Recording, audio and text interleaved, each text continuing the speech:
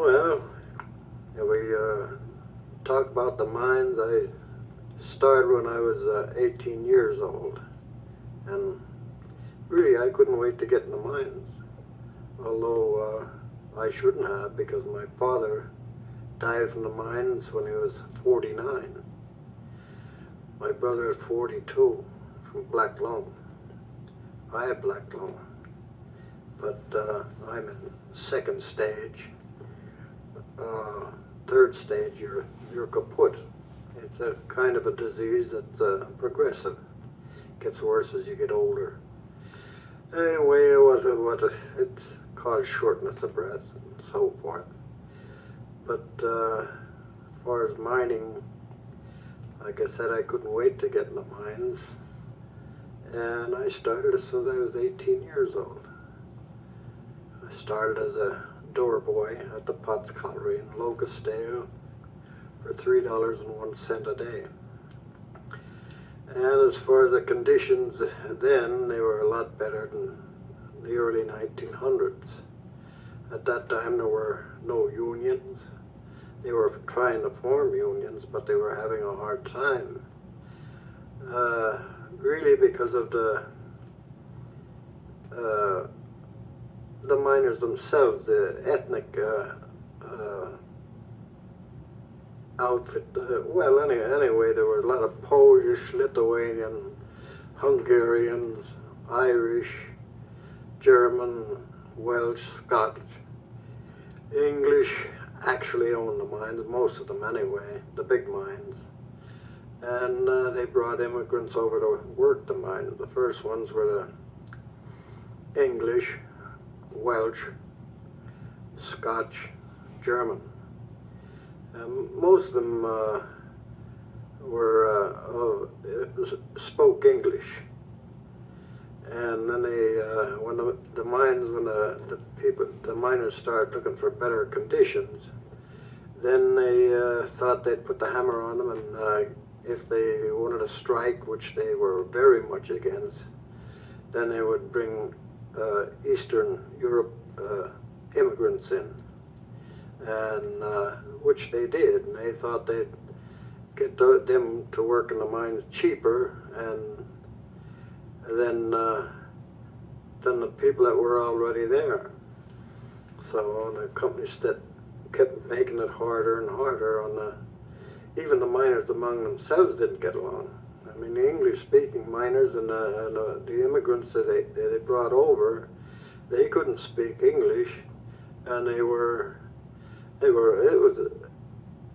bad. I mean, like the Irish or the Lithuanians, they all stuck together in their own little clans. Well, finally, to go on strike or to form these unions, they had a hard time till they brought in John Mitchell. Now he was one of the first organizers in anthracite mining. See, there was a lot of difference in mining anthracite and bituminous. And now the bituminous was already partially organized, but the anthracite wasn't. And the anthracite was held by they were all the owners didn't know a thing about mining. They financed the mines. Now, what they really did, they owned the stores, they built the churches, and they supplied the water, drinking water, cooking water, and they supplied housing. Now, the housing was rough when they were company houses, and even the rent, when things were rough, they rented these houses sometimes only from day to day, not week to week or month to month, because it depended on the people that were in them. If they didn't want to work, or if they didn't want to work in the bad conditions, they either had to or get out quick. And they also owned their own police force. which made it that if a miner didn't cooperate, they could put him right out in the street. And there were no such things as search warrants. The police could come in your house and take what belongings you had, put them out in the street, and that was it. You were done. Because this is a private police force owned by... Oh yes, they were the company police, and they had full authority. I mean, these people didn't know any better, and even if they did, they weren't organized enough to go against them. Their word was law. They really more or less made slaves out of these ethnic groups that come over there, especially the eastern countries, the Lithuanians and Polish and so forth like that. They really were rough on them, and the Italians also, and the Irish. The Irish were the first ones to come over, and they had it rough. Now, Bill, I'm going to stop you for 1 second because what I want to do is go back and get... Okay.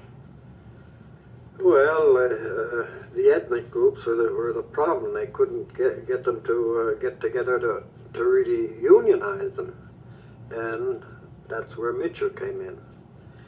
He came in and tried to get these ethnic groups together, and he was so well liked that from these people especially, that they fawned on him. They kept a picture, a religious picture in our house. They had a picture of Johnny Mitchell close to it.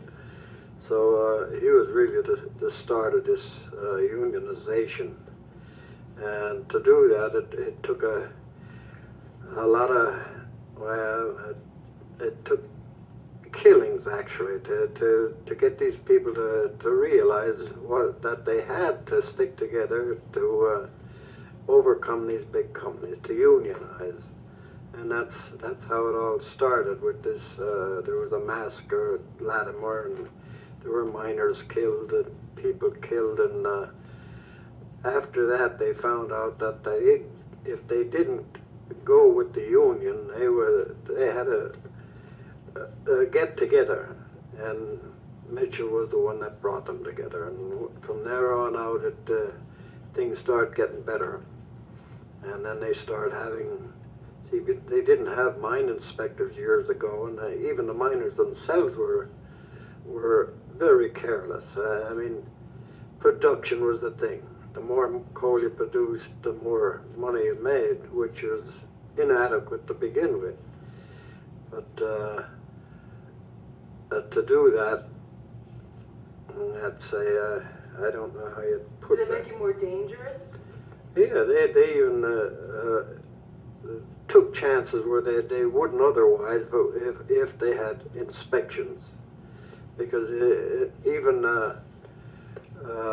with these ethnic groups, when they come in, a man that could speak English, who was the foreman, told them what to do. They didn't understand him right, and if he said, I want that piece of rock taken down or something, they didn't understand him. They'd go under there and get flattened. I mean literally too. So it was hard to get it through, but finally when they start unionizing, then things slowly got better. Tell me a little bit about why it's dangerous to be a miner. Well, the dangers involved, most of your accidents even today is in transportation of coal. Men getting hit by mine cars and hoisting.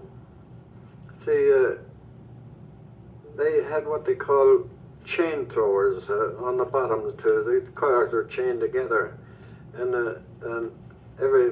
you had to handle them chain, get them off the cars on the run, and to do that it was very dangerous.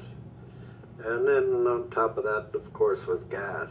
Gas was the one, and it could be ignited lots of different ways. It could be ignited by dynamite. Sometimes a shot wasn't put in properly, and say you fired a shot and it started the gas moving, and then one right after it or something like that, and you could ignite the gas and there was an explosion. Before that it was fuses, before the electric blasting caps.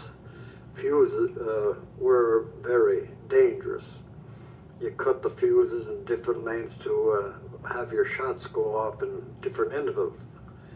Well, if you cut them too short, it went off prematurely. Then you had problems, and there were a lot of men. Even my own father was caught in one like that, with a shot going off, and he carried coal in his face till he died. His buddy at that time had lost his eye, and that's it. So, can you just tell me a little bit about how a miner could blow himself up with the methane in his lamp? Well, before mine inspections, before inspectors rather, and there were gases in the mines. The main one was methane. That's an explosive gas, and that's really in the coal. When the coal is blasted, then the gas is emitted. So if you're not careful with this gas, say you had a breast working here and another one in here, this one was already fired and the coal was coming down. That was creating gas. Well, if you fired a shot inside and didn't test good, you could ignite that gas, and then you had a gas explosion. And it had, before electric lights, it was usually the carbide light that lit it. And as far as testing for the gas before the safety lights, they actually did use birds, canaries. Any kind of a bird would have done, but it seemed to me that the bird having a smaller lung capacity, they would just keel over before the miner would. So if the bird keeled over, you got out of there. In fact, even at one time they even used dogs, like in a shaft. Instead of the miner going down first, they'd put a dog down the rope. And then they let him down a while and pull him up. And I guess if he went woof, they went to work. If he didn't, he went home. But it was, they had all different kind of ways to try to, and when you did find gas, what did you do? Well, the first thing is you ventilate. But if there's no compressed air there or anything like that to blow into it, they would take their jacket off and start fanning the air to push the gas out. So it was really dangerous. Oh, it's very dangerous. And that's the methane. So that's always high because that's lighter than air. And then in what we'd call dead places, like even in my time, they had if you were servicing miners inside with the mules, you had to take cars into them. Well, they had a gangway, a short driven that was only in there maybe 3 or 4 car lengths. You would store empties in there till you got the loadeds out ahead. Well, that gangway, there was no way to ventilate it. It was just like a bottle. So that's where the black damp would accumulate. Is that the after damp? No, that's not after damp. What is after damp? After damp is after an explosion. That comes back in after the gas is lit. Then the after damp comes in, and that's you can't detect it with a safety light. You have to be a special detector. What is it? It's a flammable gas. It's also flammable, and it's gas that was from another explosion. The air is depleted of oxygen, then it comes back in, and it's bringing more oxygen in with it, and it's a little complicated, believe me, but it is. It's like it's if like you were smelling a fire that's already lit, coal that's already lit. You can understand the smell of it. That the fumes coming off that is actually after that. That's what it is. Now, this was a dangerous place to take. It's always. But they started little, especially the turn of the century. Small children were working in the mines. Oh yeah. Tell me about the breaker boys. Oh, and that was child labor. That was terrible. The miners weren't making. They couldn't make a decent wage to begin with, and to supplement the earnings of the family, the young boys, 8, 10, 12 years old, went to the breakers. Now they sat on wooden benches, there's nothing dustier than a breaker. See, the coal is brought up, it's dry, and it's dumped into the breaker, and this dust is floating around continually. And these little boys are sitting there, the coal is coming down a chute being sized. It goes through segments, screens of different sizes to size this coal. And there is some slate and rock in it, and that was the breaker boy's job, was to separate the slate from the coal, pick it out, and they're just using their hands all day, and their fingers would get bloody from handling this stuff all day. They probably couldn't even afford gloves, you know what I mean? And that was because of the company stores. They held everything down. They were called, well, we didn't call them that. We always call them company stores, but they had different names for them.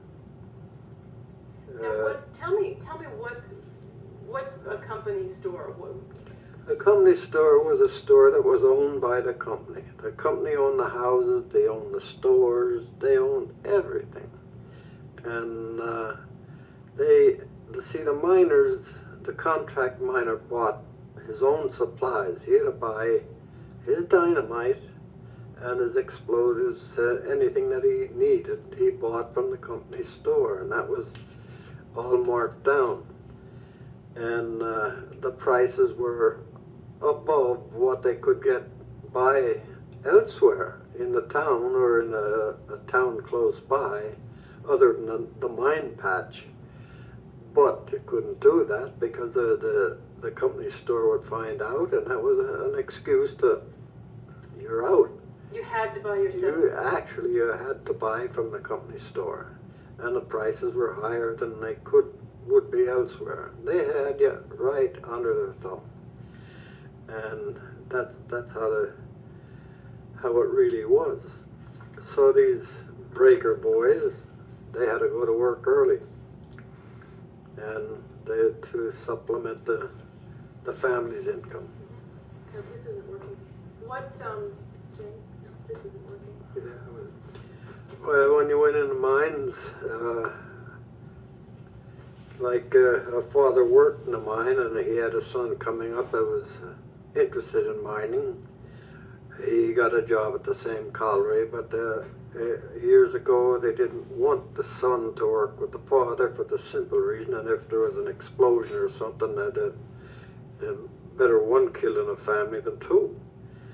But they did learn from an experienced miner. He went in as an apprentice, as a laborer. Now, a lot of people, even in this day and age, think all you had to do to be a miner was just go in and start mining. That is not so. Actually, it takes 8 years of apprenticeship to become a full mine foreman. First, you start out, you work 2 years in and about the mines before you can go for mining papers. Starts mining, but that's not so. To become a good miner, there's good miners and there's bad miners. There's miners that they don't think of safety.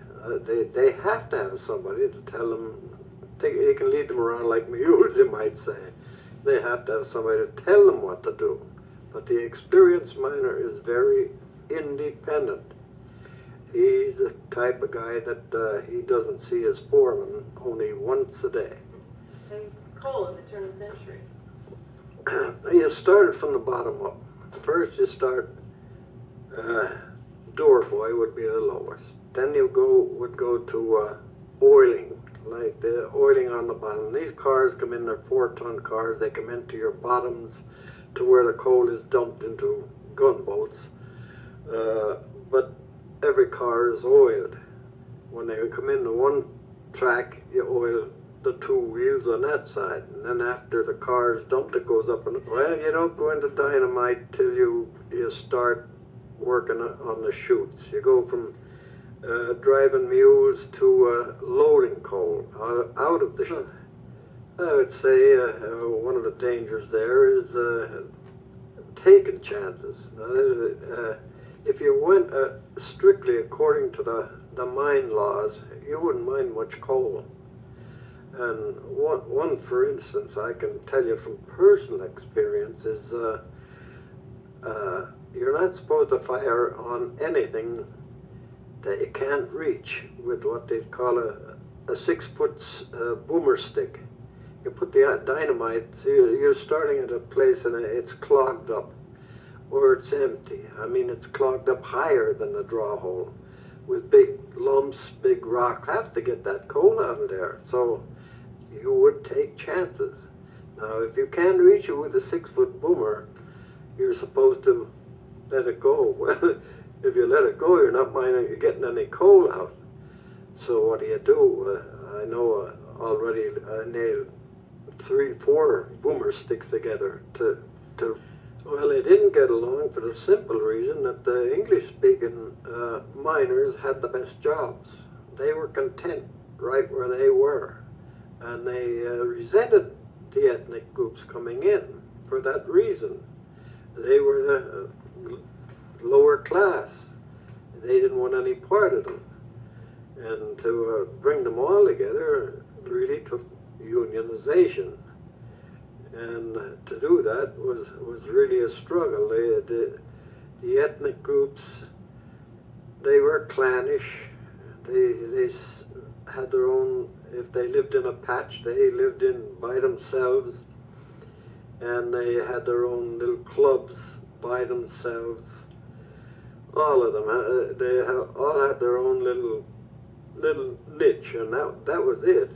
They didn't get along with anybody, and it took a lot of persuasion to get these groups to come together. And what really brought them together, I would say, was the Latimer incident, where there were the ethnic groups were the ones that really got shot there. They're the ones that the English-speaking miners saw that they really were ready to unionize. They finally accepted them as union members.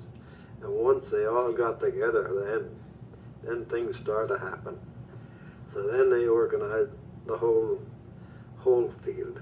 What happened when they got together? When they got together, the ones that already could speak English, they decided that they would take these people and give them jobs with a little more responsibility, that they could bring themselves up also by their bootstraps, you might say. And they opposed the owners? Oh, the owners were well opposed to it. See, that's the reason they really brought the ethnic groups in, is to spite these English-speaking miners.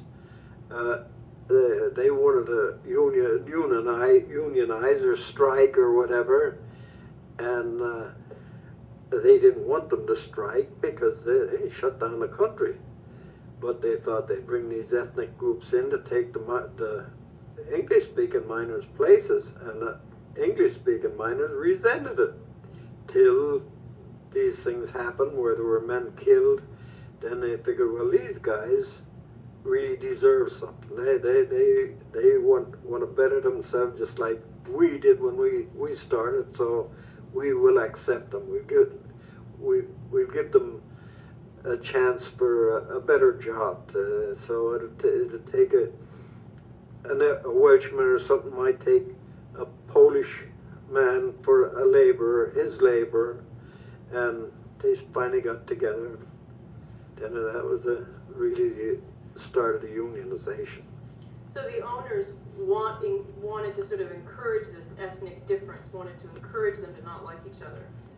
Yes, actually, because they wanted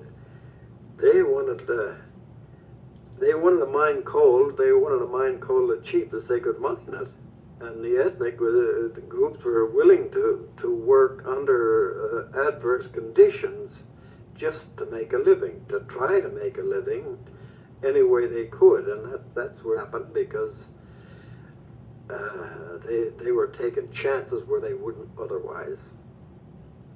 I just slipped on my. Can you tell me that one more time? That the owners really wanted them to, the ethnic groups, to come in and disrupt the whole thing, because the English-speaking miners were more or less getting too uppity up. They were trying to. They were clannish just like everybody else, and they held the best jobs. And till they brought the ethnic groups in, they thought maybe these ethnic groups wouldn't get along with them at all, and there'd still be a lot of unrest in the coal fields. But they found out that after these certain incidents that it paid to get along. To solidarity, you might say, is what really brought it to stick together. That's how it. Actually, you couldn't prepare for anything. If they went on strike, there were some that didn't want to go on strike, like the people that had the best jobs really didn't want to strike. They were satisfied. But to get them to go on strike, they used to go from colliery to colliery and call a strike in sympathy with them, you know, and they would try to get the men to walk out. Well, a lot of times they did, and then there were certain times that they didn't, and it was really a struggle to get among the miners themselves to get them to feel that they should go out in support. If they didn't, things would never get better. It was a struggle to really unionize them. Even when Mitchell come in, they said they'd never do it. That the different ethnic groups would not get together as a solidly behind unionization.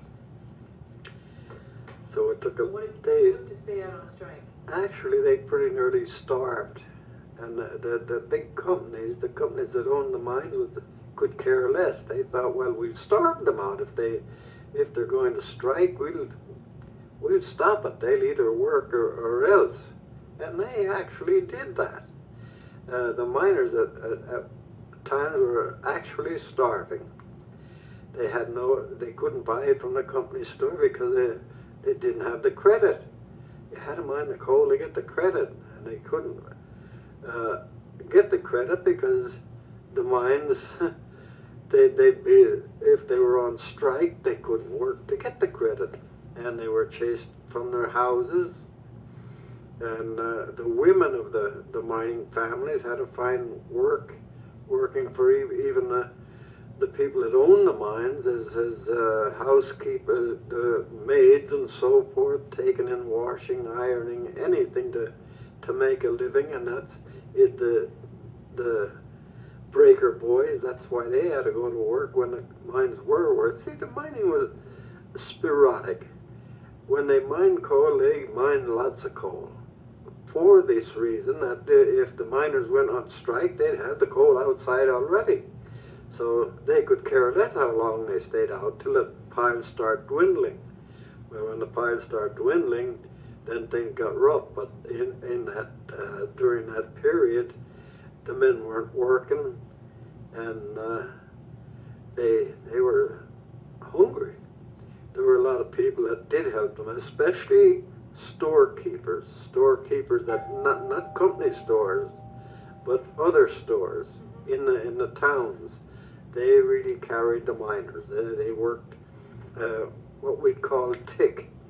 They were well at the time even in my time, early. There were no what we'd call wash houses at the collieries. The men came up from inside and they got home, and that's where they washed. And even in my time, there was out along the railroad track, there was what they call a cut there, where the cut to the rocks right at you. Even if you wore a respirator, which I did, I had black lung, but I still wore a respirator in severe dust. Describe that dust to me. How thick is it? What does it feel like? The what? The dust. Is it what? How? Just... Well, it would come down. See, you use a bit, a carbide bit that just circulated and cut the coal, and it cut it very fine. When that dust would come down, it was that thick you couldn't see 3-4 feet, and you were in that hours at a time, and just to breathe was a chore, and sweating all the time. You were sweating. Well, when you were sweating, all that dust stuck to you, and believe me, when you come up from inside, all you could see was the white of your eyes, and the only thing that even clean your eyes out, one thing we all found out was Vaseline. We'd put Vaseline on our eyes before we